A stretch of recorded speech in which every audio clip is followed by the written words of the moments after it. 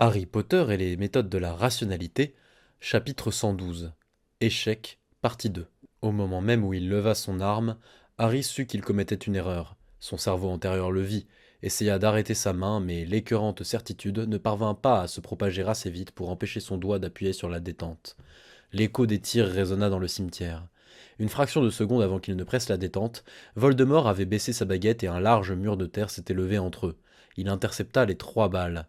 Un instant plus tard, une douleur surgit dans la cicatrice de Harry, un fourmillement parcourut sa peau, et sa bourse, ses vêtements, son pistolet, tout sauf sa baguette disparut. Il fut laissé nu, mis à part sa baguette et ses lunettes, ensorcelées pour coller à son nez. L'anneau d'acier à son petit doigt fut arraché si fort qu'il emmena de la peau, et le joyau métamorphosé partit avec. Voilà, dit la voix de Voldemort venue de derrière le mur de terre, qui était parfaitement prévisible. Penses-tu vraiment que si mon immortalité venait à faillir, j'irais le crier sur les toits? Vraiment, stupide enfant, abaisse ta baguette et ne la relève sous aucun prétexte, sans quoi tu mourras dans l'instant. Harry déglutit et abaissa sa baguette.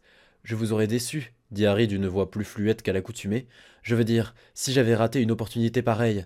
Il n'avait pas le temps de réfléchir et sa bouche était sur le pilote automatique, en mode calmer un sorcier maléfique qui abrite peut-être des instincts paternels à mon égard et que je viens sans succès de tenter d'assassiner. Voldemort fit le tour du mur de terre, avec cet horrible sourire qui lui donnait l'air d'avoir trop dedans. J'ai promis de ne lever ni ma main ni ma baguette contre toi, petit, à condition que tu ne fasses pas de même. J'ai utilisé des balles, dit Harry d'une voix toujours aiguë. Ce n'est ni un coup de poing ni un sortilège. Mon enchantement voit les choses autrement. C'est la pièce du puzzle qui te manquait. Pensais-tu que je laisserais notre bonne entente au hasard? Avant de te créer, j'ai jeté un enchantement sur moi-même et tous les tomes Jedusor qui descendraient de moi. Un enchantement qui nous empêchait tous de menacer l'immortalité des autres, tant qu'aucun autre n'attentait à la vie de l'un. À la manière typique des fiascos de ce genre, l'enchantement semble n'avoir eu d'effet que sur moi, pas sur le nourrisson à l'esprit perdu. Un gloussement sourd, mortel. Mais tu viens de tenter de mettre fin à ma vie, stupide enfant. Maintenant l'enchantement est levé, et je peux te tuer quand je le souhaite. Je vois, dit Harry. Il voyait bien. C'était pour ça que Voldemort lui avait parlé de son système de Horcrux, juste pour préparer l'instant où Harry tenterait de mettre fin à son immortalité. L'esprit de Harry passait en revue ses options, mais aucune ne paraissait utile. Sa bourse, ses vêtements, Harry les vit éclairés par la lune, en tas, près de l'autel, hors d'atteinte. Et maintenant, vous me tuez? Harry avait toujours sa baguette. Le Seigneur des Ténèbres ne pouvait probablement pas les toucher de sa magie à cause de la résonance. Lancer un sort en premier? Non, Voldemort abaisserait simplement sa baguette pour faire un autre bouclier, et ensuite il me descendrait. Qu'est-ce que je peux faire d'autre? Quoi d'autre? Toujours aussi idiot. Si c'en était fini entre nous, je t'aurais déjà tué. Le mur s'effondra d'un autre mouvement de baguette et Voldemort revint prestement au tas d'objets tombés près de l'autel. Le Seigneur des Ténèbres tendit une main, et le journal de Roger Bacon vola jusqu'à lui. C'est véritablement Horcrux de la fille-enfant, ma version améliorée. Dans son autre main apparut un parchemin. Voici le rituel pour la ressusciter. Au cas où. Instruction honnête, pas de piège. Souviens-toi que l'esprit de fille-enfant ne sera pas libre, comme celui d'un fantôme. Pierre de résurrection. Et mon Horcrux, pas le sien, ne perd pas son Horcrux, ou son esprit pourrait y rester enfermé. Voldemort savait ça et ramassa la bourse de Harry. Il y plaça le journal et le parchemin. Si jamais ce que j'ai prévu tourne mal, souviens-toi de ça. Je ne comprends pas ce qui se passe, dit Harry.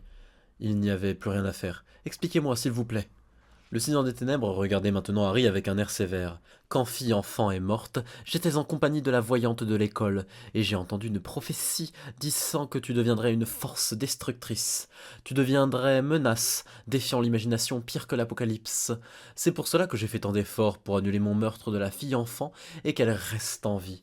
Est-ce que... Quoi? Est-ce que vous êtes sûr? Quoi?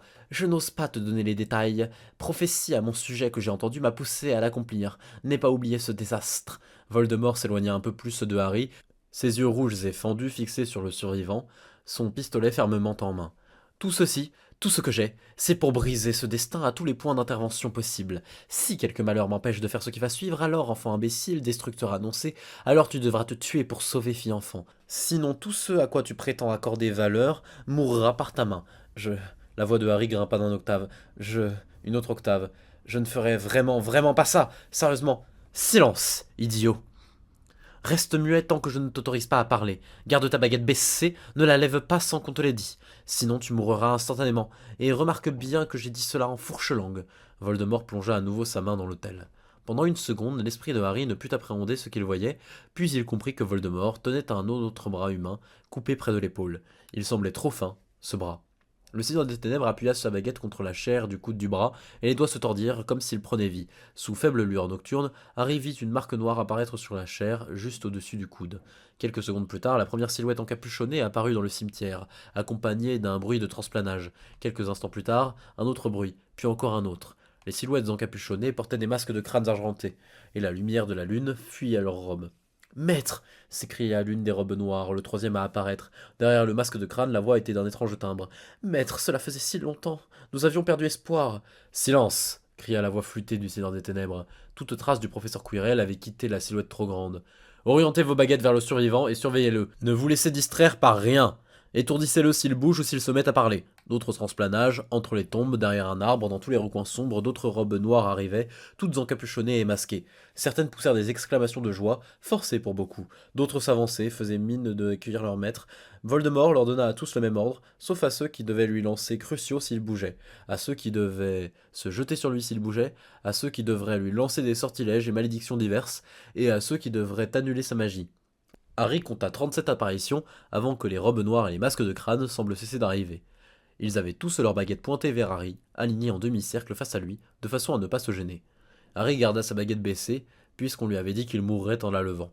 Il resta muet, puisqu'on lui avait dit qu'il mourrait en parlant. Il essaya de ne pas grelotter dans le froid de la nuit, puisqu'il était nu et que la température baissait. Tu sais, dit la dernière voix dans Harry, la voix de l'espoir. Même moi, je commence à penser qu'on est mal barré.